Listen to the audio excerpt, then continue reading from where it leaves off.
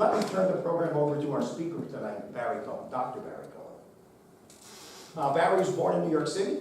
He still maintains that he's a New Yorker. He was educated in the New York City public school system, including the Bronx School of Science. He continued his education at Brown University, where he earned a BS degree in electrical engineering, and then at Johns Hopkins University, which conferred upon him the Doctor of Engineering. During this period, he also spent 3 years on active duty as an officer in the Navy, holding the posts of radar officer, electronics officer, and finally navigator of a command and control flagship.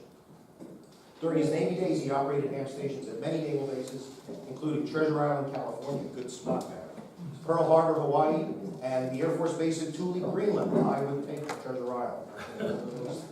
So his first AM license was issued in 1945, W2 PDG, and his first QSO occurred in 1946 on 40-meter CW. He's been active mostly on CW ever since.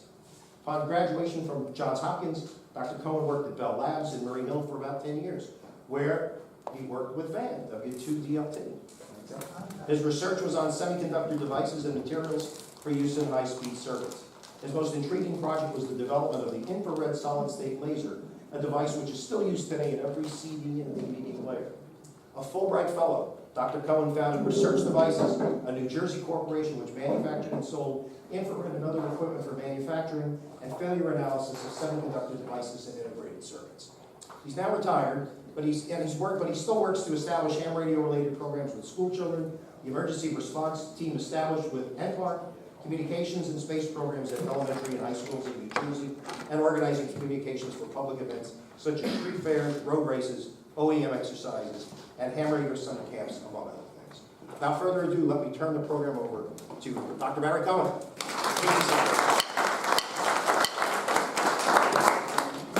Thank you all. It sounds like a very important person to see. I don't see that. I'm just a radio ham. I have this presentation, which is really 3 pieces of it, and you'll have to switch it. The primary part of this is a video, which I got while visiting Ireland from a couple of Irish hams.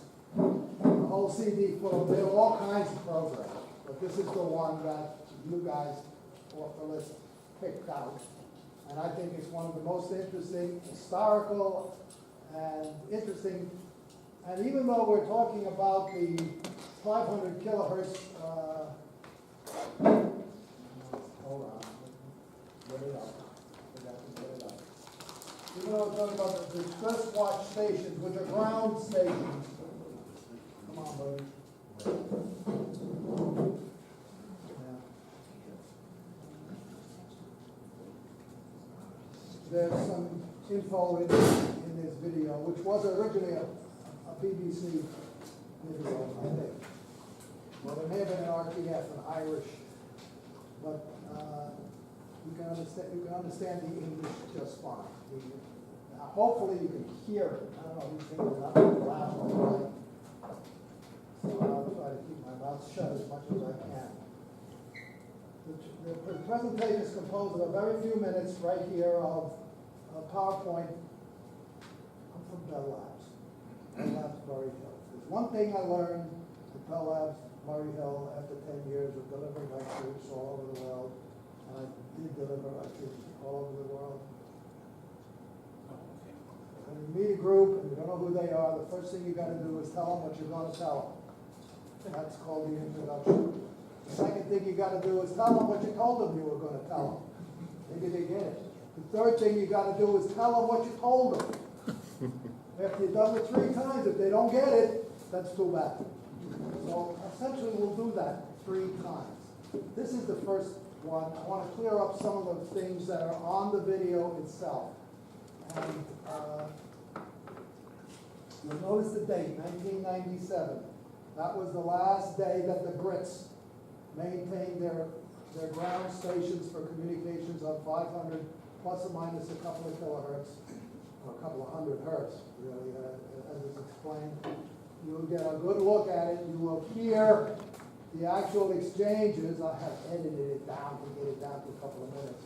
You'll hear the actual exchanges. Those of you who copy CW will be able easily to copy what is being sent. It's mostly call signs and Happy New Year's and we're sorry to see you go, that kind of stuff. But for those who can't copy CW, can you guys see the screen behind me? Yes. All right. For those of you who can't copy it, I will put up a sidebar which has an English translation of the CW, and I'll follow it along with a laser pointer.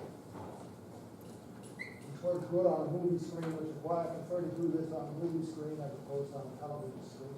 Laser pointers don't work on television screens, and I don't want to have to use the mouse to put it up on the computer. So, final transmissions from the 500 kilohertz, and they called it distress watch stations. The first point is, it's a very commercial movie. And the operators and the keys, and some places the CW is not synchronized with the guy pushing the key. The people who made the movie couldn't copy CW. But it is real. All of that stuff is real. These are real people. They are all professional radio officers. And the second paragraph is the key thing. It's not that this sounds like hams communicating with each other. I've got their names on here. I've looked up many of them. Most of them were hams. For all these professional radio operators, and these are professional CW operators who sit there, night after night, copying very hard to copy. And some of them are old-timers, copying very hard to copy noisy signals on 500 kilohertz. It ain't easy in the best of times. It's almost impossible in the worst. There are a couple of abbreviations that they use, pro words really, that they use. You hear them talk about WT, which means wireless telegraphy. Remember, these are Brits. They don't speak English, they speak British. And RO is a radio officer. SEU, you'll see that on CW, is what we call see you later. This is CU, SEU. We don't use CUL, we use SEU. You'll hear that and see that on there. HNY, we know about, that's Happy New Year. QTC number 1 is message number 1. What is message number 1? You all know what it is. What hath God wrought? It is referred to here in this bill, which goes not to the very beginning, but goes back a ways. And Salente, which is what you say in a pub. Salente means cheers. And it's good all over the UK, and it's good all over Europe, and it's a lot better. They'll accept cheers from an American. They'll even accept L'chaim from the pseudo American. Salente. It's in CW. This is a map of, those who remember, the map of England, Wales, and Scotland. And the three-letter designations are the location of the stations, the ground stations, which are referred to in the film. Port Patrick, GP, they all you notice start with G. G stands for England at the beginning. M also would belong to the British before they were the United Kingdom, as you'll see. Land's End, GLD, color codes GCC and GPK are the primary stations that are referred to, although they're all there. They're scattered all around all around England, Scotland, and Wales, and there are a few of them in Ireland that didn't have a map of Ireland. But there's an Irish station or two that's referred to on here also. The three-letter call signs, for those of you who are young squirts, mean it's a ground station. The letter G means it's located in what is now the United Kingdom. Just like W or N means it's in the United States of America, or at least something that belongs to the United States of America. Before we go too far, obviously this is communication between ground stations and ships. And most of the communications are not distress communications. They handle normal traffic also. You're out in the middle of the Atlantic Ocean and you wanted to send a telegram to your Aunt Susie in New York, that same radio operator, that same radio room will handle that communication as time allowed. Whoops. How did that jump ahead like that? So there's a couple of ships we want to talk about. And one of them is the Burma, built in 1894 in Glasgow. Glasgow was and still is a major shipbuilding center. A big ship at the time, which had a long, long history and was fundamentally in the year 1910, between 1908 and 1913, was on voyages between Liban, which is in the Baltic countries, in the Baltic Sea, and Halifax, a transatlantic steamer that carried, as most ships did back then, passengers as well as freight. There she is. Managed to find a picture of the Demp Skibbet, Dutch. Demp, the steam skibbet, the ship. The steamship Burma, P-I-R-M-A, in the Menam Floden River. The Menam is the way they spell the hell of the river in Cambodia. Mekong.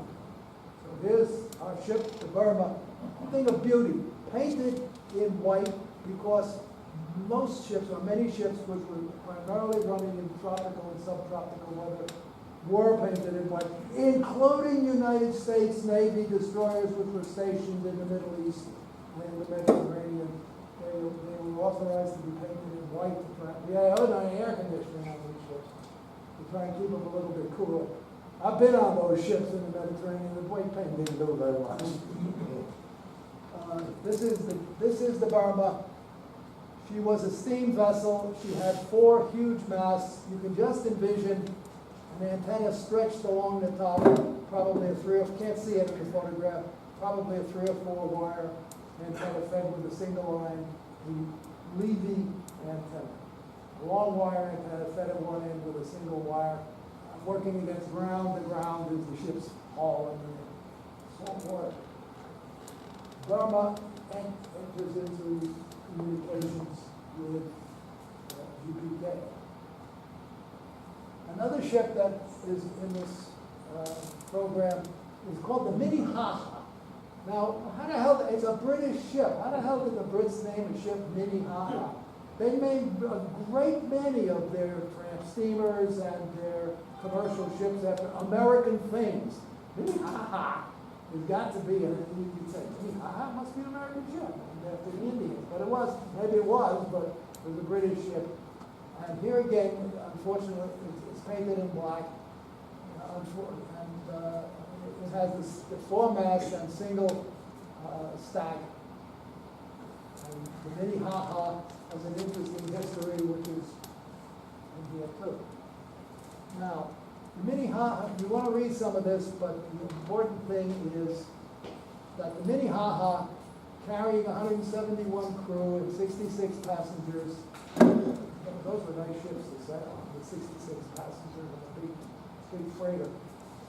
And she struck the rocks west of the Scilly Islands, which are a bunch of rocky outcroppings, but they are inhabited just to the west of England, just to the west of Land's End.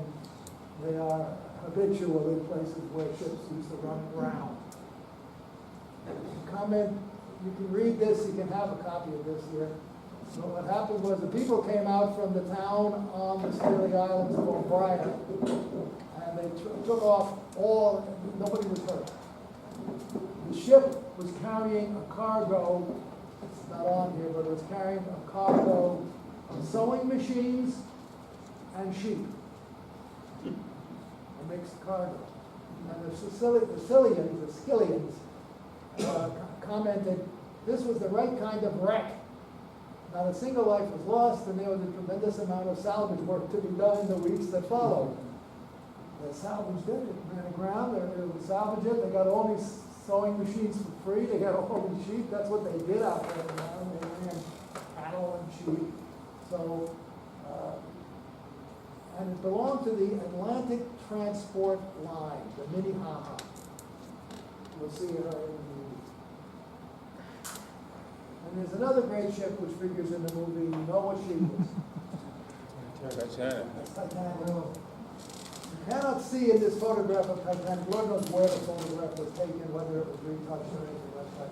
You cannot see the stain in her side where the coal fire was occurring. The Titanic at this time, she was really at sea, this was even a practice run. The Titanic had a fire on board all the time that she was at sea until she sank. Nobody knew about it. They didn't want anybody to know about it. You wouldn't go to sea on a ship that was on fire. She was on fire, she had a bunker fire, they were coal, bunkers and coal, nothing is more explosive and fireable, burnable than coal dust. You know, we all know things like that. So, she is involved here also. So let's get on with the movie. Now, give me a moment to get the movie out.